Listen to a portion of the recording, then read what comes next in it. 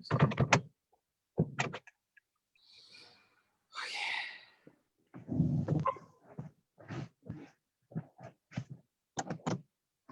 aloha everyone. This is Healani Sonora Pale coming to you live from Kulio o Oahu. I'm just checking if okay, yeah, we are live. Coming to you live from Kulio o Oahu. So this is our Monday, May 18th Lahui updates. We haven't had one in a couple weeks. Last Sunday was Mother's Day, so happy belated Mother's Day to everyone. Ha'oli la makuahine.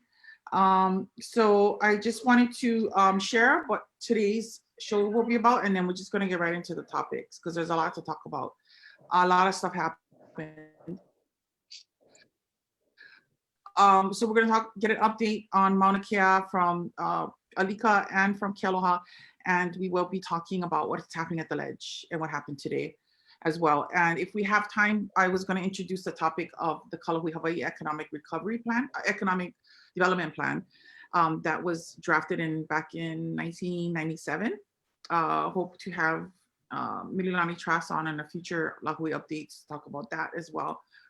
But first of all, let's have everyone introduce themselves, and we start with Kealoha and then go to Alika. Yeah, aloha. Thanks, Healani, for having us on. I'm Kealoha Pishoda, and I'm with Mauna Kea Nainaho and Kai Palawa. And just here to listen, give an update, talk a little bit, and really honored to be here. Mahalo, Healani. Mahalo, Kealoha, for being on. And we welcome Alika, Kamanava Kinimaka. Aloha, Alika. Hey, aloha, Healani. Thank you so much for having me on. I am I'm part of Mauna Kea Ipa'a. We're the remaining small hui that has stayed up on Mauna Kea. Mahalo. Mahalo for sharing and mahalo for being with us. Are you on Mauna Kea right now? Yes, I am. Oh, you are? Okay, great. Oh, wow. It's good to have that connection there. Mahalo. Okay, so the first topic we want to talk about, Alika, is you. What about me? No. Just put you on the spot. No, because when I found out there was I was kind of like, wow. Hey, I kind of felt good about it because, you know, we're always worried about the Mauna, and it's such a big part of the movement. And also wanted to find out more about you, Alika, and what you're about. And so if you could just share a little bit about like what it was, like how did you get involved with Mauna Kea and the movement? Oh, well, I had a one-way ticket scheduled to return to California. And I bought that ticket with the intention of returning to a very corporate lifestyle that I had lived before, chasing very Western colonized ideals. And then I saw what was happening on the Mauna. And I was in a position where it was either go to California and, you know, restart my career, or stop and take a moment and discover what's really important. That's exactly what happened. I came up to the Mauna, and it's been a transformative experience. I've made some of the most incredible relationships that I could ever ask for up here. And that was one of the most beautiful things about being on Mauna Kea, is connecting with our people, connecting with all people for the same common goal of protecting a sacred space. So, you know, the Mauna called for protection, but the Lahui has kept me here the entire time with their aloha. Oh, that's so beautiful. When did you come up to the Mauna? When was your first time? Or like actually coming and being part of the movement up on the Mauna? So I came around day 30. I was closing up my life on the island to prepare, like I said, to return to California. And I let go of that ticket, and I came up here after the first hurricane had passed through. So by that time, the encampment had reduced in numbers down to, you know, the hundreds. And the first experience I had was walking into Ho'olako and meeting Dr. Maria Lohalati Brown, who became my kupuna and my friend. Um, and and over time, she transitioned into the kupuna tent, and I ended up taking charge of Ho'olako. And that had the responsibility of fulfilling the material needs of our Lahui while they stayed up here with us, keeping them warm, making sure they had blankets, making sure they had appropriate clothing. And that was an initiative that Alohalani began. And with the help of also Catlin, who jumped in to help us at Ho'olako and help transition us. And then I finished it up. I closed down Ho'olako when the camp demobilized. But it was a beautiful space that offered people a warm place to sit, talk story, and get to know each other. I kind of like to think of it as a component of the heart of the movement, because we were able to have some really meaningful conversations in there and provide our Lahui with just pure aloha. Yeah. Okay. Yeah, we used to call it Mauna Costco's. Yeah, Dr. Brown wasn't a huge fan of that, so that's why she renamed it Ho'olako. My kids called it. Like Thank you so much for sharing, Alika. So I just wanted to just have you share like a little bit about, so you're on the Mauna now. I know the camp is Yes. officially closed. Is that right? Yes. Yes. So the decision was made to close the camp to the public because the introduction of the pandemic on the island. And we wanted to take every safety precaution possible that the Mauna medics were recommending.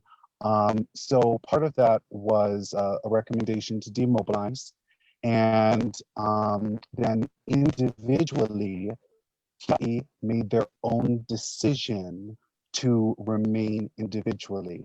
But it was a proper decision to demobilize, because in the interest of public health, we needed to safeguard the front line of our kupuna and really give them the message that it was okay to go home temporarily. And then this small hui were, like I said, just a collection of individuals that remained. And Nakia'i Pa'a is the kind of evolution that has occurred as a result of these remnants staying behind. Nakia'i Pa'a has started a Facebook page, and we are also beginning the paperwork to incorporate a nonprofit. And the purpose of this nonprofit is to continue to sustain the kia'i that remain up here on Mauna Kea, to protect Mauna Kea and keep eyes on the road during the pandemic time, and also secondarily provide our kupuna an online digital platform like this through Zoom to continue to give their mana'o and their guidance to the kia'i that remain. And those kupuna that have really initiated that process to give us guidance are Uncle KaLahuiHawaiiKomikeKalaiaina, who's been instrumental. He's remained on the Mauna with us. He's been instrumental in helping us raise funds for a 20 by 20 tent that we use if we need to gather communally for a discussion. That 20 by 20 tent provides us the required 6-foot distance to maintain that social distancing that's being asked of us if we need to meet. But his efforts through working through Ohana Ho'opa Kele, brought in a total of $1,400 in donations, so that we were able to pay for sanitation laws and the 20 by 20 tent for our communal space. So we're very thankful to Uncle for that. Along with Uncle, Auntie Cindy Freitas and Uncle Billy Freitas, and Auntie Kathy Fiera, who was the Lua Queen while we were up on the mountain. She was the auntie that cleaned every morning, noon, and night the bathrooms on both the Pu'uhonua side and the Ala Kupuna side. And her contribution was absolutely inspirational. She's agreed to come on board as our grant writer. So we're really excited about the formation of this online format to allow our kupuna to still remain connected to the Kia'i up here. Along with those folks, of course, Uncle Kini Burke and Auntie Napua joined us and got on board. And then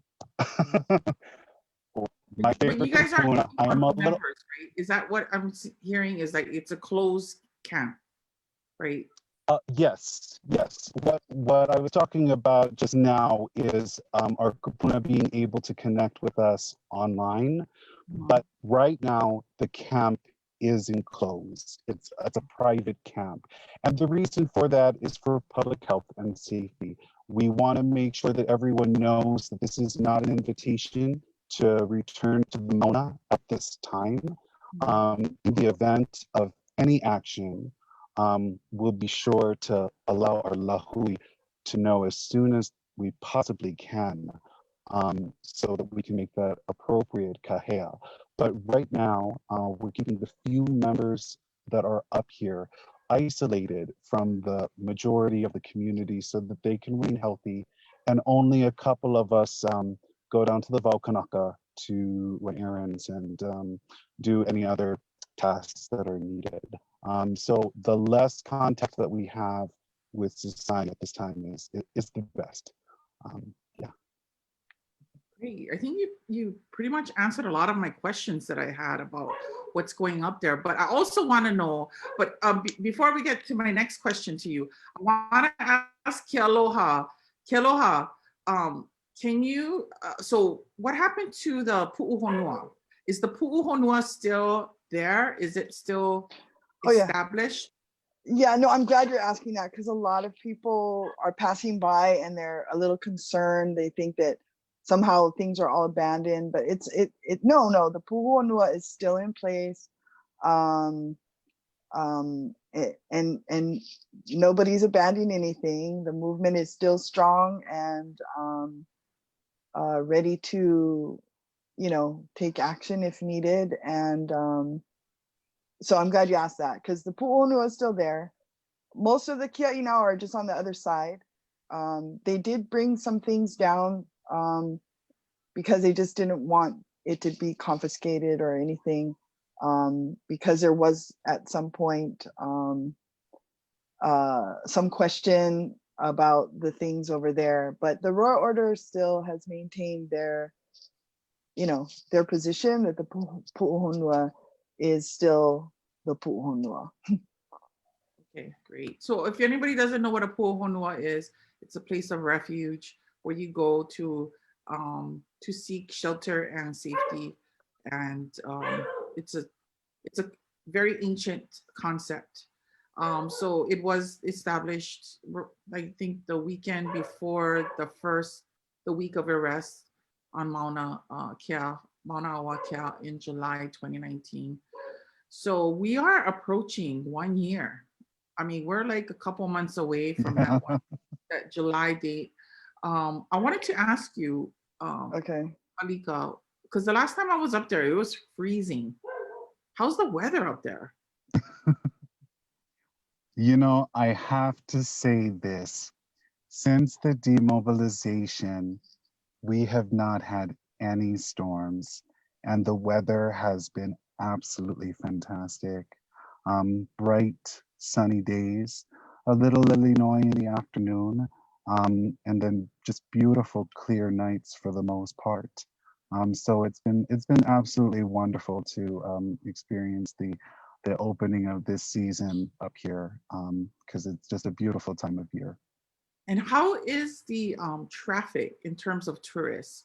That's what I was concerned about, you know, because we have been on, I mean, I've been taking videos, pictures of tourists laying on the beach, like there's no quarantine, right? So, I mean, how is it up there? I have to share that that if you based it on tourist traffic, I don't think that you would consider us in a pandemic, because the normal amount of traffic that we continue to see up here on the Mauna, even with the shelter in place directive. So it is concerning. And that's why the presence staying on the Mauna is so important, because you know, just yesterday on Sunday, I was mentioning to Kealoha, you know, we started out the day at 7 o'clock in the morning with about 15 rental Jeeps just driving up the Mauna in a row. You know, it was a Jeep run. So there's definitely continuous activity, continuous tourist activity going on. But I did want to share just a really quick, funny ha-ha story. Last week on the pool, there were some visitors that were walking in areas that they really shouldn't be walking in, and I saw it happening, and I just thought to myself, you know, can my kupuna take care of this? I don't want to get out of the car. I don't want to have a conversation with them from 6 feet away. I just, you know, can my kupuna take care of this? And sure enough, they did, because later that evening, the tow truck had to come and take the vehicle away because it wouldn't start. Oh my gosh. Wow. That's incredible. So you have been seeing tourist traffic. What about law enforcement? Any movement a lot? Because I know the last time I was there, they were giving tickets like it was candy, you know. Oh yes, yes. Well, at that point, like we still had law enforcement on the Mauna, but there is no increased activity of law enforcement at this time, no. Oh, okay. So just tourist activity. Thank you so much. You know, Yes. it's one of those things, you know, I'm here on Oahu and I know the Mauna is on a lot of our minds. It's one of those things where sometimes we've actually had to have special counseling sessions at the university for students on Mauna Kea who are so worried about it, you know. And I will accept that there were nights I couldn't sleep. I was so worried about it and I talked to many of my colleagues and we all feel the same. It's very worrisome. You know, it's one of those things where it's such an issue that it's really heavy in our minds. And I appreciate you sharing that, Mana'o, and what's going on, giving us an update. And so as you're continuing the occupation on Mauna Kea, there are things moving here on Oahu, many things moving.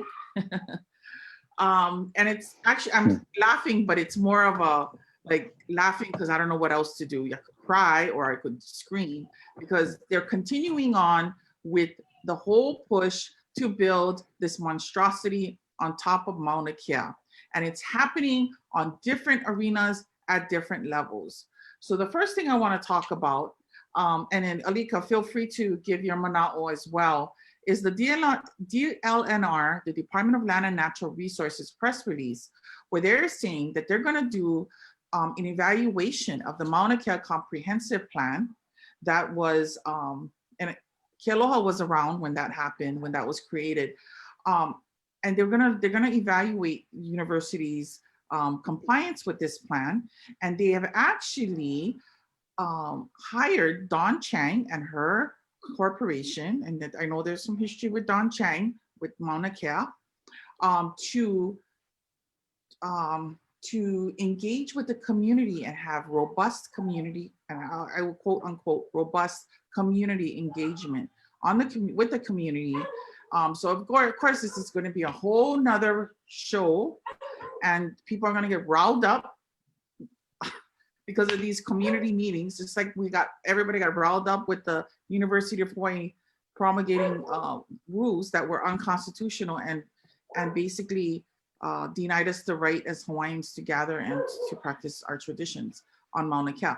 So, Kealoha, I want to start with what is the Mauna Kea Comprehensive Plan? Like just a little bit of history, like what year was it made and who was involved with it?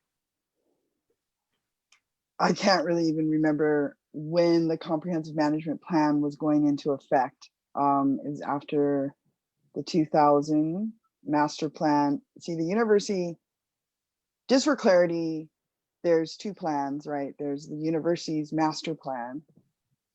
That was the master plan 2000. Mhm.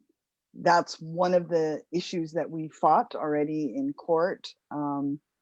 That's created by the university, and it would have allowed for as many as 100 telescopes Mhm. in their proposed expansion plan was that. We went and we did sue on that. We did win that is not a plan that is has any force or effect of law. It's just the university's plan and blah, blah, blah. After we won in both federal and state court, the university came up with this new plan, which was saying, Don Chang went out to the group saying, Kealoha guys were right. They sued, they won. And we're now going to fulfill the court's order. But the problem with what Don Chang was saying at that time is that the court, we sued BLNR because BLNR is in charge as Board of Land and Natural Resource in charge of caring for our conservation districts.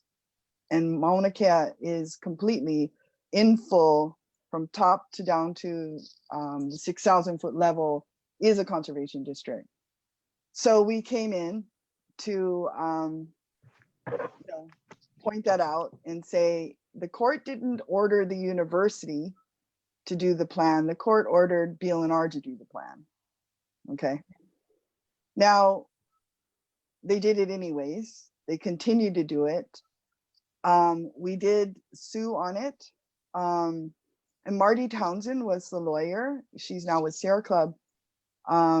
Marty Townsend did a flawless job of arguing all of the points that are failing with the comprehensive management plan. And yet the court said, we didn't really lose, actually. The court just said that it was not ripe, meaning it wasn't, they weren't planning to do anything, and therefore the plan wasn't to kick in, even though we disagreed because, you know, it does all of these actions, right? Including determining public use, cultural use, natural resource use, all of these things. It has all of these plans, but really it's a plan to plan, right? And so at some point, they're already invoking all of these things.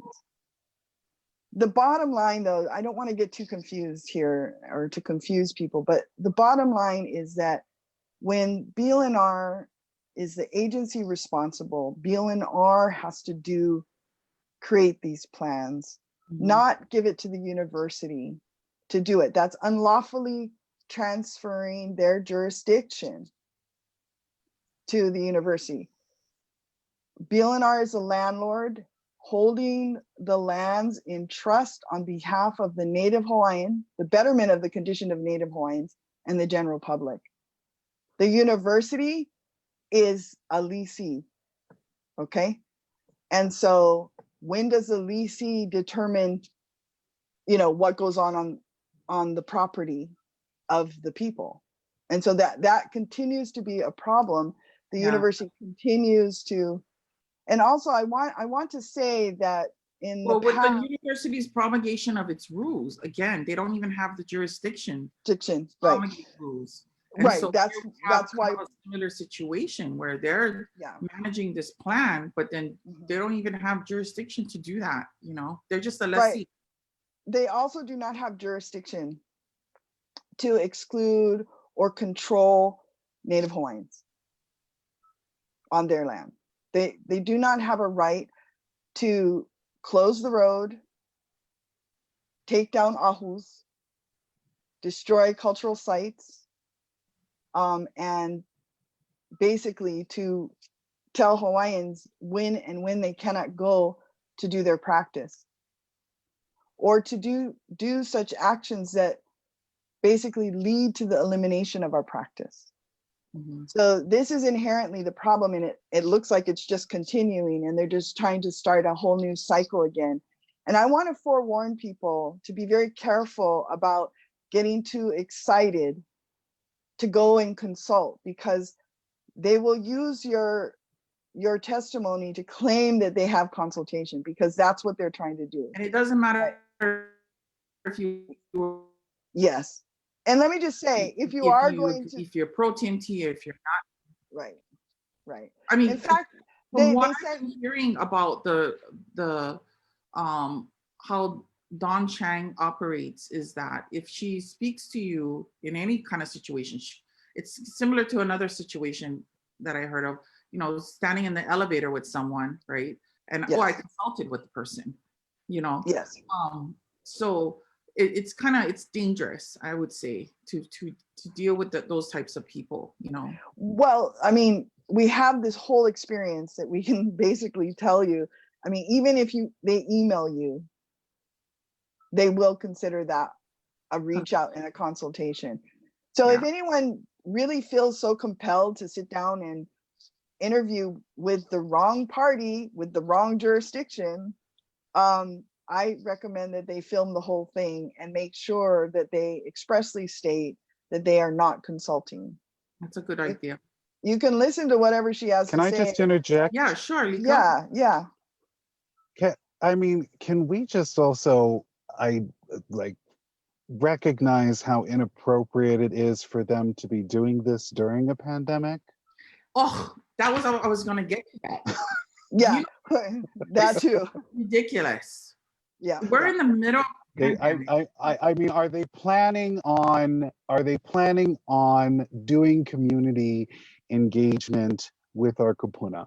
Because that's why our remnants of folks up here, our kia'i up here, felt that it was so important to prioritize the opportunity for our kupuna to have a space that they could continue to provide their guidance and their leadership through, that wasn't going to require them to have physical contact with us.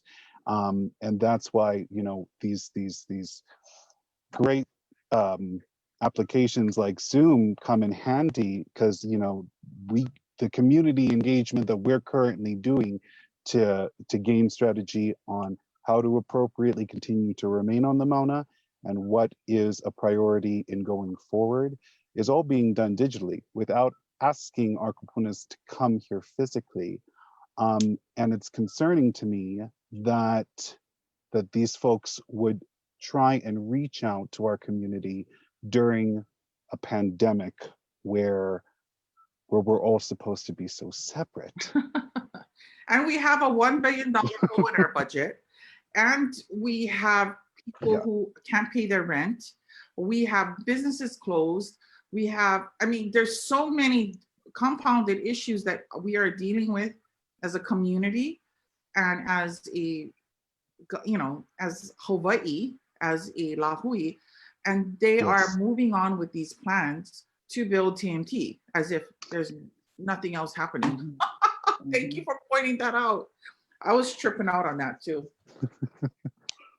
Yes. So am I. Yeah, so the consulting firm is Ku'iwalu, and so they will, they said in the second half of the year, they will start robust community engagement. So we're just seeing maka'ala this. What does robust mean? What is robust? What is exactly? What does that mean? It means if you're sitting in the home then I consulted with you. That's what happened to Anti-Debt Award. No, but the bigger question is, what is the consultation? What does consultation do? See, when you have, it's like in the ledge, right? When we have 800 people show up and say, we disagree with this law, they lay out all of the reasons, and then they have 3 people on the side who come in and say, we support it. And then the lawmakers, like Kaikahele has done this, right, with the aquarium trade, side with the 3 people over the 800. We actually had 900 or testimonies in opposition. And this becomes the problem, because they were constantly calling us out to come and testify, present our mana'o, bring all of these things forward. Right. And then in the end, they turn around and do what they're going to do anyways, which pretty much demonstrates that they are in the pocket of, you know, the lobbyists, rather than Story of our life. doing their job. Aloha Aina. We go there, we testify, we can have all of our T's crossed, our I's dotted, and we can have all our evidence, we can have attorneys, we can have our PhD professors come with us, testify, and they're still going to do what they're going to do.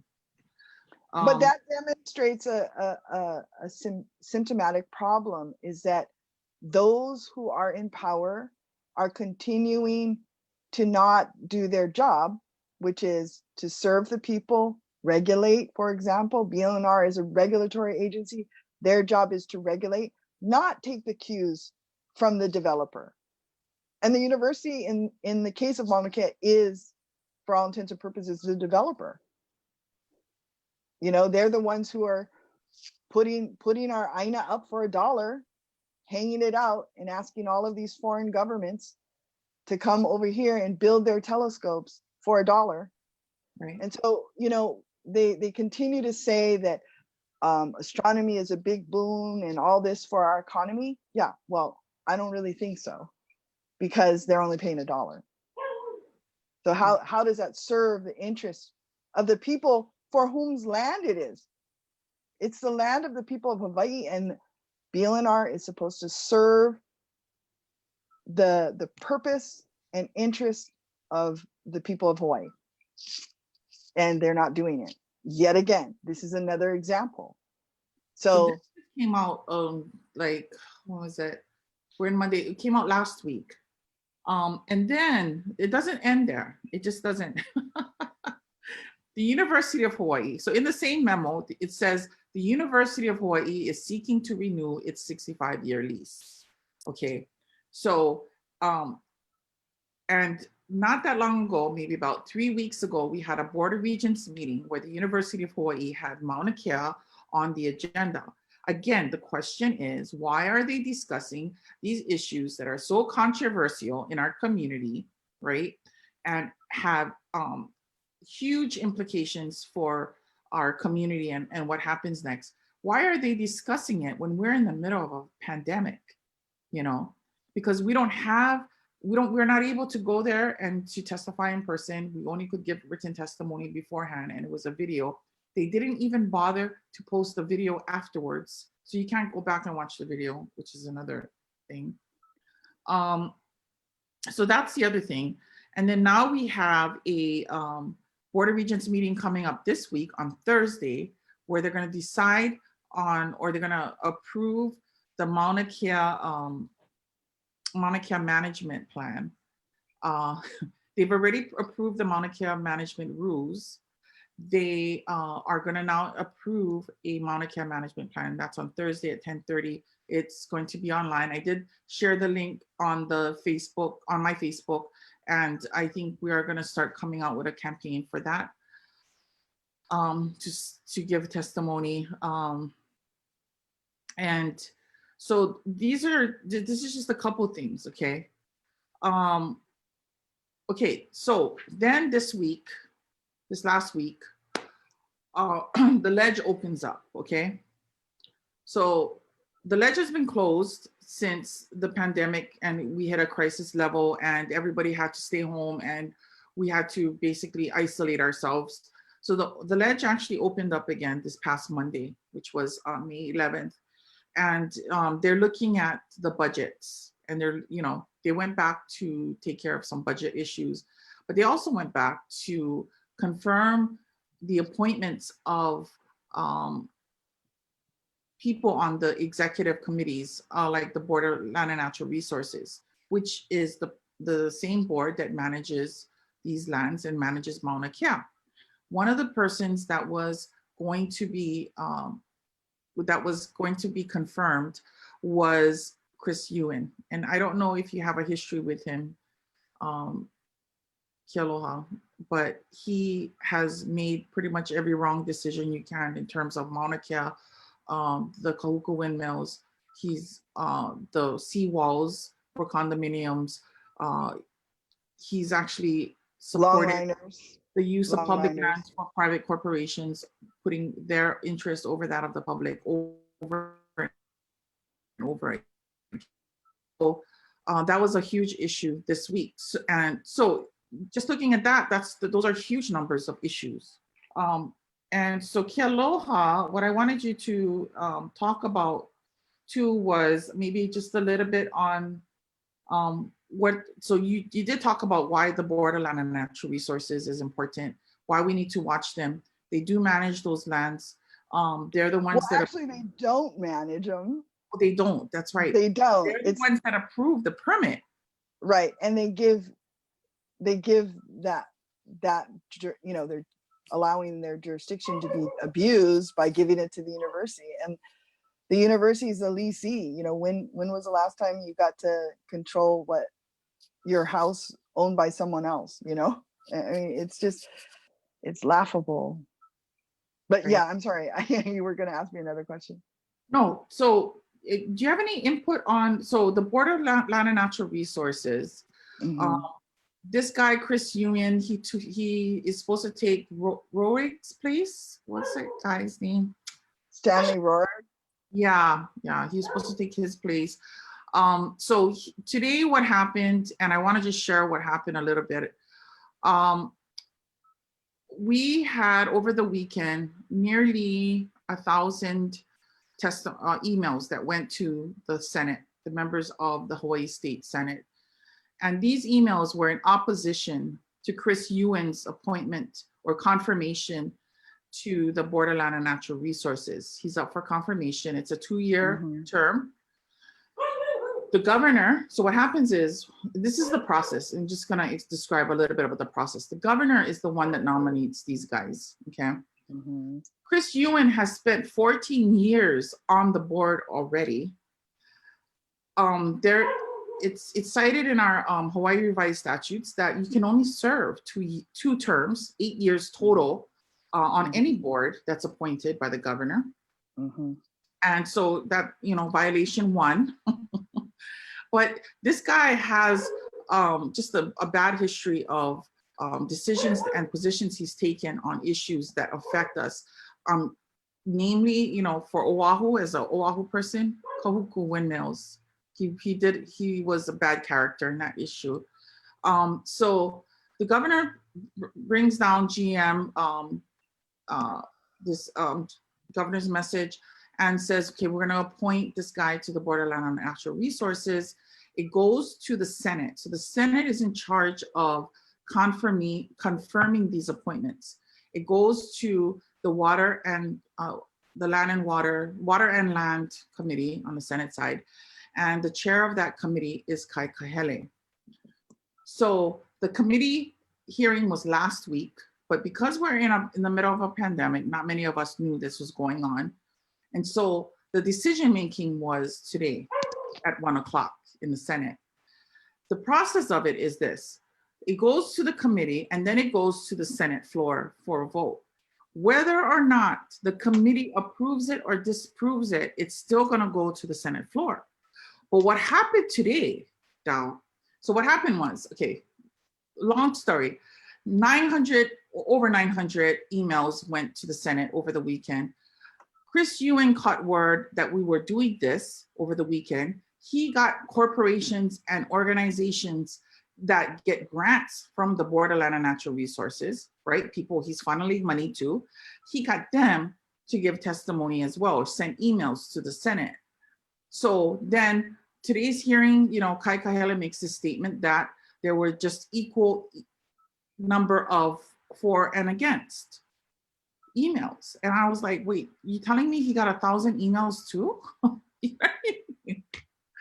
Anyway, he decides to defer indefinitely the decision to appoint, to confirm the appointment for Chris Ewan.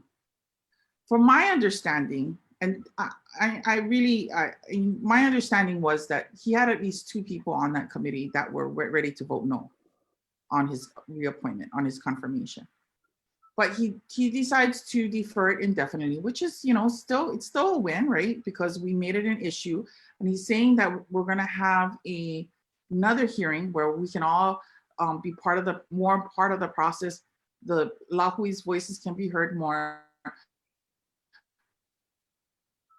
And actually have in-person hearing, and we can hear more from Chris Ewan so he can defend himself, and we can bring up whatever our issues are with him and his political stances. Now, this is the conundrum we're in right now. And I've talked to a few people who do monitor the ledge, and even staff people. I don't know if it's even going to go to it's supposed, because it's deferred, because usually what happens is when the committee decides on an appointment, it's either yes or no. But even if it's no, it still goes to the Senate floor, right? But with the no comes a committee report, and it goes to the Senate floor. So great example is Espinda. When he was up for the Department of Public Safety appointment, he, I believe it was, what committee was that? But anyway, the committee voted him down, but he still passed the floor. So every appointment needs 13 votes, at least 13 votes from the Senate. So I'm not sure if Chris Ewan's vote will go to the Senate floor. I've been told it will be on the Senate floor in June, despite the deferral. So it's a win in terms of, for us as a Lahui, and I want to mahalo everyone who did turn in testimony. It's a win for us. We did bring up the issue. We made it an issue. We exposed Chris Ewan for what he did and what he is. And, you know, and if they still confirm him, then it's now on the Senate members who vote yes. So from what I hear, we may not have the votes, but we still have time to work on it. KaLahuiHawaiʻi, you have something to say? No, I do want to say something. I want people to know that there's so much goodwill, and that we really are winning. This is a step forward, and it was really clearly a win. It should have been a win, as it was. But there's a whole bunch of those kinds of wins going on, and sometimes we have to focus tight in on to go after certain things. But I just want people to remember that there's the greater good going on as well, you know, and just to stay with it, you know. Don't like the Mauna, we're all still here. And I want to just take a moment to really thank the Kia'i for holding that ground so the kupunas could be safe, and for keeping an eye on the road. Because while we're looking, right, Healani, at all of these things out here with Ewan and all these other guys, and having to watch the university and whatever they're doing, the Mauna is still vulnerable, right? And so we really need eyes on that road, and we need the kupunas to be safe. You know what I mean? So I just want to thank you, Alika guys, all of you, and all of you folks up there. Just want to say that. But I want to thank you, Helani, for being also so diligent in getting all of this stuff so that we can have a voice over there. We couldn't, you know, when you put out those form builders and you put out the the kahea, we can then respond, and we're really doing well. I mean, don't forget, we can talk about it later, but we also have other things going on still for the Mauna. So that's all I wanted to say. I just want, I want people to really Yeah, realize no, that's a there's good a lot of point. good and things that we're winning, actually. Yeah. And I feel this was a win for us in terms of, my gosh, we got like almost 1,000 testimonies in 48 hours Right. against this guy, and we're able to raise this issue up to the Senate and say, hey, you guys need to take another look at this guy, right? I mean, So- that was the whole Lahui Rising, right? Was to get everyone's conscious and to exactly. take, yeah. Mhm. That was the opening day of the Ledge when we all came together and we said, we're going to start paying attention to what's happening at the Ledge. And we're holding them to their word in terms of we're not gonna just take it sitting down anymore, right? We have to speak up, and whatever way we can. And I know everybody's busy. We have so many issues.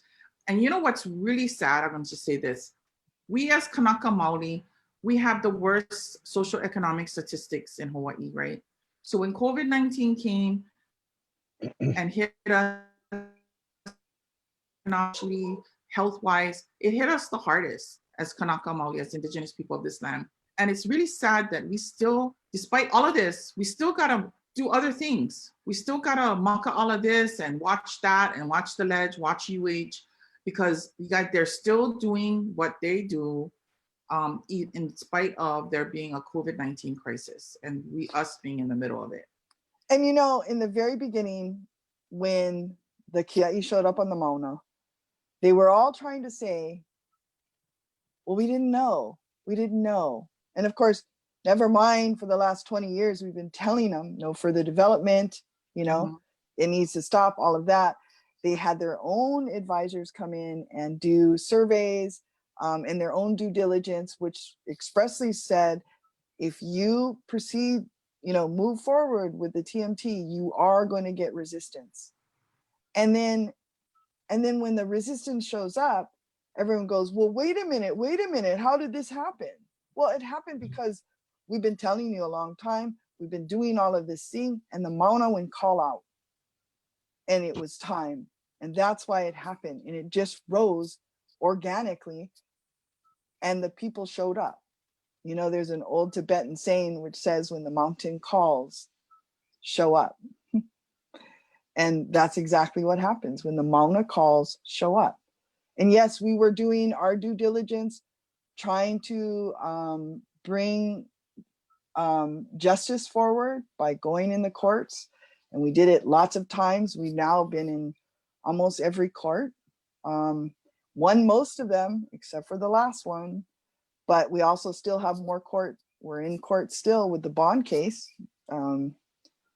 which is still going on. We're now in the Court of Appeals, the Intermediate Court of Appeals, and we're just finishing up some of our stuff. Reply briefs are due. So I would just want people to know those that. People don't know what the bond case is about. Yeah.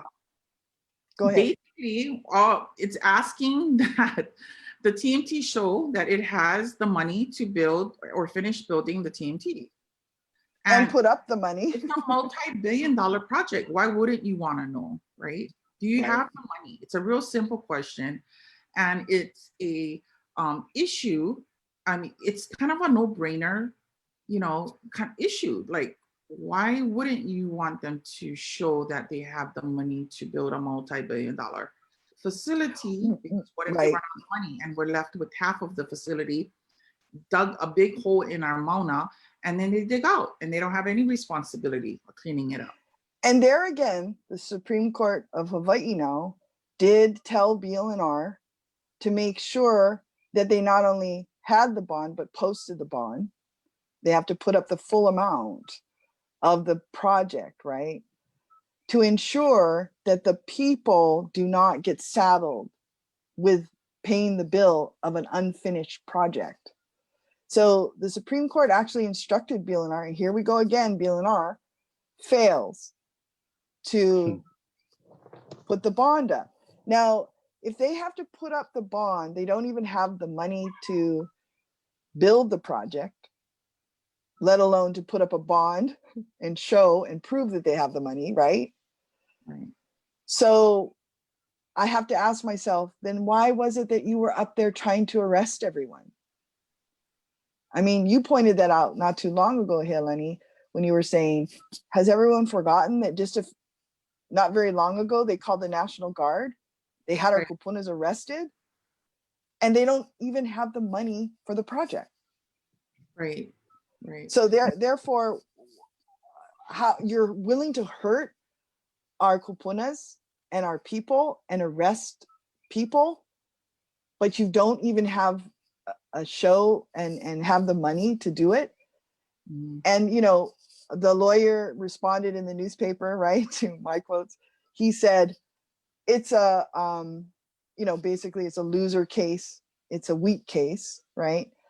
But, you know, what does that mean? It's a weak case. Mhm. Are you saying that the public shouldn't be protected against bad projects like the rail that we have to then fund? You know, so these are the kinds of things that really put BLNR in such a bad way, and why we continue to point back to BLNR, you have to do your job, you have to do your job. You know, and when you don't do your job, the people will stand up. And that is why the Kia'i are standing and still standing today. Yeah. And it's always, I've always, you know, I know you, Kilo, how many years, and you've always been in the courts. It's always been about Mauna Kea, over 2 decades, right, of work. So I think, you know, it's important that we get some mana'o from you, because you have this history of fighting for Mauna Kea, even when it wasn't a popular thing to do, or nobody. I mean, of course, you know, it's not like what it is now, right? Now it's an issue. It's a big one. And I just want to thank you for that, for all those years. So I just want to kind of give everybody a legislative update, and you guys can, Yes. you know, feel free to jump in. But what happened last week at the Ledge? Okay, so basically, they were looking at budget bills, and when they're looking at the budget bills, one of the main bills, because right now they have a 1.5 or 1 billion to 1.5, some people say, hole in the budget, in the state budget. But they are looking at kind of economic recovery, and part of that is they're increasing monies to projects here in Oahu. And when I looked at the budget, I thought it was interesting that some of the projects, you know, they're doing capital improvements. So it's airports, harbors, highways, hospitals, parks, universities. Those are, you know, it's good. They've actually increased the budget this year for these things. Charter schools, I was kind of happy about this. They actually got a bigger budget this year. So it's in the, well, it's not passed yet, but it's allocated for a couple million more. But a couple things we got to maka'ala or watch out for is the Alawai Canal. They did allocate money to build the wall, to reinforce the wall. And of course, we're all opposed to the Alawai dams and that Alawai Canal project that they're trying to, that's going to destroy 3 major streams on Oahu. So again, you know, so just looking at the budget of what they're doing, some good news. It looks like the Department of Hawaiian Homelands will get more money than they usually get. They usually get about 25 million in the budget. This year, they're going to probably get 35 million. So that's a good thing for Hawaiians, for Kanaka. So the state is trying to, so they got economic relief from the federal government. It's the Coronavirus Aid Relief and Economic Security Fund. The state got about $800 million. The Honolulu County, City and County got about $300 million. So they're looking at how they're spending those monies. Those are federal aid monies, but it's still not going to fill that budget deficit that they have. And nominees that are up for appointment are the DHHL commissioners. So if you're a homesteader, you should look at that. teachers standards boards, advisory councils, and the burial council. One thing I want to bring up that was brought up at today's hearing, and I don't know too much about this topic. Maybe you do, Kealoha or Alika, the ahamokus. So it looks like they're going to get rid of the ahamokus. So today was the Water and Land Committee hearing at the Ledge. It was the decision-making hearing, but they had Senator English come in and talk about the ahamokus. He was part of, I guess, the move back in 2007 to create the ahamokus. There's some kind of self-governing community organization, from what I hear, but you would probably know more. What he asked the committee to do was to not confirm the appointments for the ahamoku committee or advisory committee. These appointments were nominated, these guys were nominated by the governor because they are, according to him, having issues or difficulties deciding who's the real ahamoku. And they seem to be bothering the Ledge a lot about this issue. And I don't know too much, I don't really know much about this issue, but I think it's kind of a big thing, you know, that they would get rid of something like. Yeah. Did you just finish? Sorry. I think I lost you a little bit. Go ahead. Okay. Yeah, I don't know a whole lot about ahamokus other than it's not good that we're losing them because they provide a voice for the land and the ocean that we wouldn't otherwise have. And what I know of it is that there's a lot of people who are trying to destroy the ahamokus, meaning people like people infiltrating from Westpac, you know, and if you don't know who Westpac is, it's the Western Pacific fishery guys that always hana-ino us and actually influence our local politics, even though they're a federal agency created under the Stevenson-Magnuson Act, right? To manage all of our fisheries, right? Mm-hmm. But the longliners are a big problem, the aquarium trade, all of these, so they infiltrate in these ways and then cause dissension all the time. And so there's good people on the ahamokus who are real Aina, strong Aina people, but when they try to move forward, they just get thwarted. And that's what I know. I mean, even on Mokunui, we don't have a really strong one. And so, you know, I think that's really not very good that he's advocating to kind of break it up and just trying to hold this line that they're not getting along. You know, that's ridiculous. Kind of sad he did that. We need the ahamokus because so what happened in the committee was Senator Kahele deferred indefinitely the confirmation from the committee for these ahamokus. Thanks for sharing that. Yeah.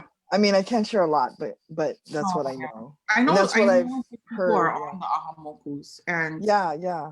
I know, like the Molokai one is really strong. Yes, it's one of the strongest. Yeah. So, and this is some Maui too. At least it's some type of community say in what happens on their islands. You know, it provides that process. So that's pretty much my Ledge report. There's not much. So I just want to give you an update of what's going to happen next. Okay. So from what I hear, and this is from people I know that are in the inside, the Ledge will probably convene soon after this next week, and then it'll come back together, and then the Senate will meet in June and I guess, you know, go through the legislation that's been referred to them. So, and that's kind of like what they're going to be doing. So meeting, taking a long recess, then meeting again, taking a long recess kind of thing. And I want to just let you guys know that in July, we will have our Kohopono legislative report card out, and we are doing candidate questionnaires this year, just like we did 2 years ago, on issues that are important to us as Kanaka Maoli, and we will be publishing them in the July issue of the Kawai Ola. So look for that. And I'm just really excited about that. So we are continuing to monitor the ledge. We try our best during this time. It is a time of crisis for all of us and our ohana, but we are trying our best to monitor the ledge as Lāhui Hawaiʻi. So the next topic I wanted to go, and the last topic, I just kind of wanted to introduce this topic was the, I don't know if any of you have ever looked at the Lāhui Hawaiʻi master plan, but in there on page 10, and it's online, you can go to KaLahuiHawaiiKomikeKalaiaina.org or .com, I believe. In there is a whole section on economic development, which I thought was absolutely brilliant. As Kanaka Maoli, we have our own ideas and our own mana'o on what is good, positive economic development. And just wanted to give a shout out to that. And we'll probably have more discussion on what that is, what that economic development is. I will put the link on this post if you want to read it. It's on page 10 of the Lāhui Hawaiʻi master plan. And it was written in 1997. It's brilliant. I wanted to put that out there. And it just talks about us establishing our economic development using our national lands as its base, becoming our own nation and doing our own taxation, honoring the treaties that we've had with other countries, and entering into economic trade agreements with other countries based on these treaties and understandings we've had in the past as the Hawaiian Kingdom, and to support community-based development. One of the main points that I want to make about economic development is when you look at self-determination, when you look at the UNDRIP, the UN Declaration on the Rights of Indigenous Peoples, and there's a, and it says, you know, all Indigenous peoples have the right to self-determination. And one of the first things they talk about, is the economic development. That's like the first step towards independence and self-determination. So I wanted to just put that out there. That's something that has been on my mind and a lot of people's minds recently, is economic development, with the state having their own economic recovery committee that has secret members that nobody can get a list of their names. But apparently the person who was head of Hawaii Electric Company is now head of this committee. Can't recall his name, but there are people that are trying to give some input on, because we can't, when we look at the economic situation of Hawaii, we can't put back in place the system that we had before. We have to look at changing it. It's look at what happened. We had one crisis and it all fell apart with tourism, our heavy reliance on tourism and militarism. So we cannot go back. We need to look forward, and we need to look at new ways of developing economically. And I'm so proud of our people. We are out there feeding our kupuna and doing our own economic development despite, or on the side, in spite or despite of the state, right? So I just wanted to end with a few thoughts. I think this was good update, right, on what's happening. I know you have another court case coming up, but I know you can't talk about it. So just know that there are people that are continuing the struggle to protect Mauna Kea on so many different levels. So if you can just share some last thoughts. Alika, we start with you. Last thought. Oh, sure. Well, before I share my last thought, I did want to give one last shout out, and that's to Michelangelo Kekuku. He is a longstanding kiai. He's been here since the beginning in July. And what is so wonderful about Michelangelo is he's a real demonstration of our values in Kapu Aloha. This young man gave up everything, the place that he lived, his work, and he has just been noho up here on the Mauna for the entire time. It's really inspiring. What's more inspiring than just his stance is the compassion that he projected to everyone in our Lahui and every ally as they were coming through this camp. Everyone had an opportunity to get to know Michelangelo, and he always approached them with the highest light of aloha. So he's going to be leaving us and actually going down to Waipi'o Valley to contribute to some food sustainability. So we send him with all of our aloha from the Mauna, and we wish him the best in all of his future endeavors. And then closing thoughts. Lahui, we've got this.